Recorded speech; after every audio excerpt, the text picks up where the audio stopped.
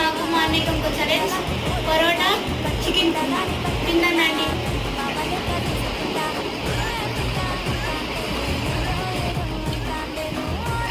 ఉత్తి తింటారు, చికెన్ దాంట్లో ముంచుకుని తింటారు.